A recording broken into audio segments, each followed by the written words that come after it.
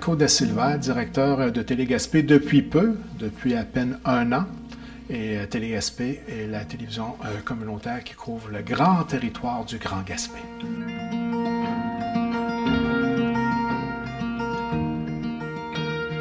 Une façon simple de résumer le mandat d'une télévision communautaire, c'est vraiment de mettre le citoyen au cœur de sa production. Donc, l'ensemble des productions télévisuelles qui sont réalisées à l'intérieur d'une programmation communautaire, on retrouve le citoyen du territoire de Desserte à l'intérieur de chacune de ces productions-là. Et naturellement, couvrir l'ensemble des événements qui se déroulent sur le territoire et faire de l'information locale.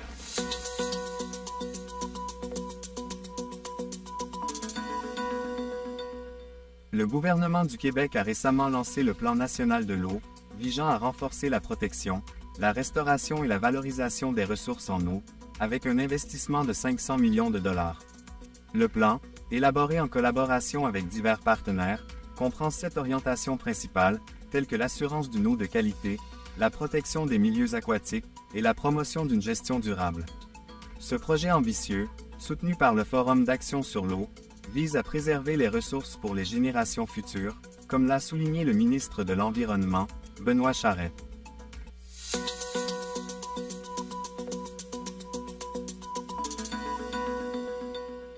Le Parc national de Miguacha explore une nouvelle voie de développement en paléobotanisme, en complément à l'étude des fossiles de poissons. Olivier Maton, responsable de la conservation, mentionne l'intérêt de la paléobotaniste américaine, Patricia Jensel, pour les plantes fossilisées du Dévonien, présentes dans la falaise du parc. Jensel, ayant publié plus de 80 articles scientifiques, pourrait collaborer avec le parc, ce qui offrirait davantage de visibilité.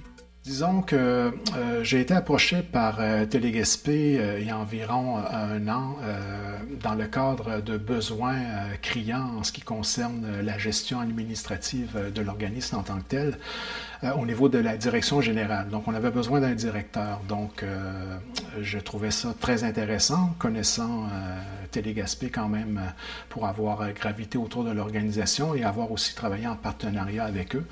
Donc, j'ai décidé de relever le défi avec eux et je me suis présenté à ce moment-là, à un moment où la direction générale venait tout juste de partir.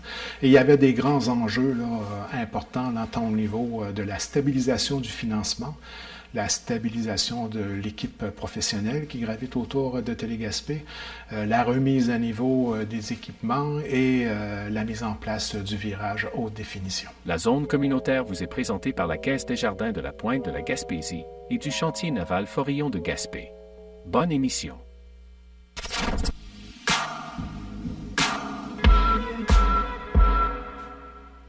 Bonjour tout le monde et bienvenue à la zone communautaire à Télé-Gaspé. Aujourd'hui, à l'approche du temps des fêtes, nous recevons Cathy Bérubé, qui est la coordonnatrice à l'expérience des visiteurs pour Destination Gaspé. Bonjour Cathy. Bonjour Simon.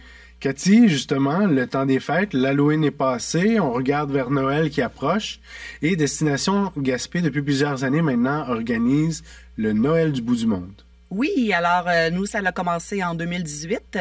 Noël du bout du monde, ça n'avait pas l'ampleur que ça a maintenant. C'était un petit week-end. Cette année, on est sur 6 fins de semaine. C'est notre plus long Noël du bout du monde. Donc, on est super content de ça. Donc, en partant à Télé-Gaspé, au niveau du financement de base, c'est un défi en soi. On a le ministère de la Culture qui est là à peu près pour toutes les télés, pour le fameux 4 heures de production originale par semaine. Mais au niveau de la mobilisation et de l'ancrage dans la communauté, il y avait un grand travail à faire. Travail qui n'est pas encore terminé au moment où on se parle, mais qui s'amorce et qui se présente de façon extrêmement positive. Donc, dès mon arrivée à Télé-Gaspé, première des choses qu'on a mis en place, c'est de stabiliser l'équipe de production audio-vidéo, les techniciens qui étaient en place, avec une salle de nouvelles, rendre la salle de nouvelles, encore une fois, opérationnelle. Donc, de trouver des gens qui gravitent autour de la programmation, le plus possible issus de la communauté, de façon à répondre aux critères gouvernementaux du ministère de la Culture et des Communications, trouver des commanditaires, la fameuse commandite de prestige, et naturellement des partenaires au niveau de la programmation qui sont très importants.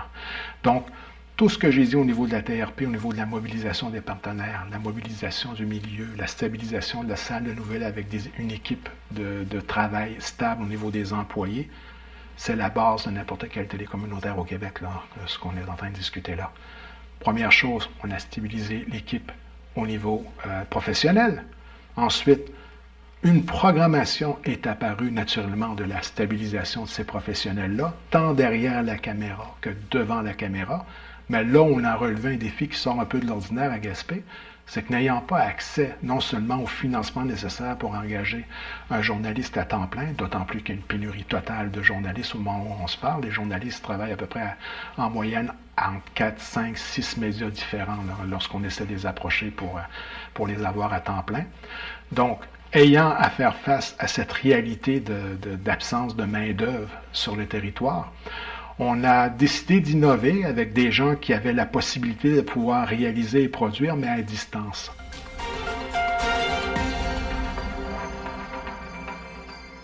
Les étudiantes et étudiants en arts, lettres et communication du Cégep de la Gaspésie et des Îles exposent leurs créations artistiques in situ sur la rue de la Reine à Gaspé.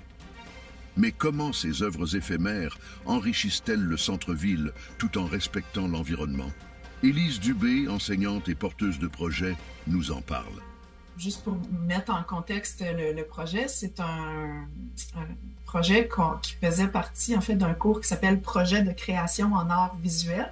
Donc, c'était vraiment l'idée que ça dure à peu près une semaine ou à peu près. Donc, ça a été installé le 10 octobre, puis ça va être retiré le 24 octobre. C'est la fin de l'exposition. Est-ce qu'avec ces œuvres-là, il y avait, vous espériez comme laisser un message aux citoyens qui marchaient là autour, aux visiteurs, quand ils découvraient les œuvres? Chaque étudiant avait son intention à lui ou elle. Donc, selon les images que vous allez voir de nos installations, chaque étudiant donnait un titre à son projet, à sa création, puis rédigeait un texte d'intention. Alors, je dirais que c'était plus individuellement qu'il y avait cette réflexion-là. Donc, au niveau du bulletin de nouvelles et de la programmation, il y a beaucoup plus de pigistes que de temps plein à Gaspé. Donc, si on parle de l'équipe de Télé Gaspé, je suis moi à temps partiel directeur général et on a 2 employés à temps plein. Yann Vibert et Yannick Bernier, qui sont le cœur, la colonne vertébrale de Télé Gaspé. Donc, on est seulement 3 à Télé Gaspé.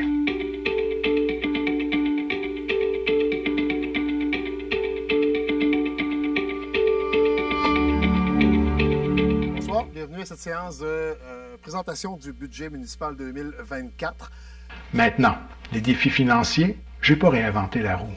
J'ai été solliciter les mêmes partenaires pour le territoire de Gaspé que ceux que j'ai au niveau de la MRC du Rocher-Percé. Donc, je me suis concentré sur MRC, Côte de Gaspé, partenaires principaux, la ville, souvent institutions financières de l'endroit et naturellement des partenaires financiers autres, de les convaincre de la pertinence de notre mission puis de l'importance de soutenir cette mission-là dans le milieu.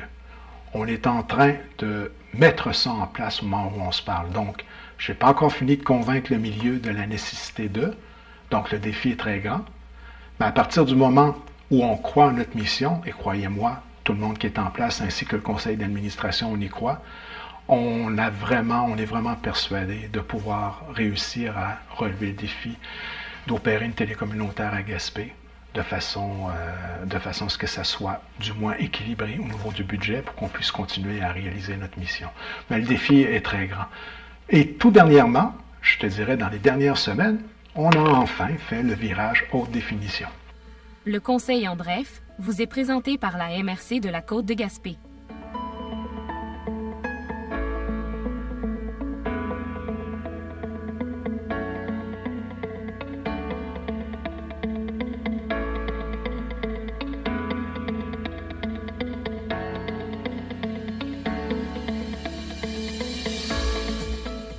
Bonjour. La dernière séance publique du Conseil de la MRC a eu lieu le mercredi 9 octobre 2024. Daniel Côté, préfet de la MRC de la Côte de Gaspé et maire de Gaspé, répond à nos questions. La MRC a octroyé des subventions à 7 projets, Lesquels? D'abord, on a le centre communautaire Griffon, le projet de conversion de l'église et du presbytère en centre communautaire à Lanceau-Griffon. Projet de 3 points. Donc, on est associé au câbleau distributeur Cogeco, nous aussi à Télé-Gaspé. De toute façon, toutes les télés communautaires de l'Est du Québec sont associées au câbleau distributeur Cogeco, qu'on remercie de par aussi Cogeco participe de façon financière à l'ensemble de ces télés. Parce que Cogeco, tout à fait, le câbleau distributeur croit vraiment à la mission de ces télés communautaires, puis on en remercie de cette confiance-là d'ailleurs. Avec toute la liberté que je parlais tout à l'heure au niveau de la plage de diffusion à laquelle on a accès 24/24.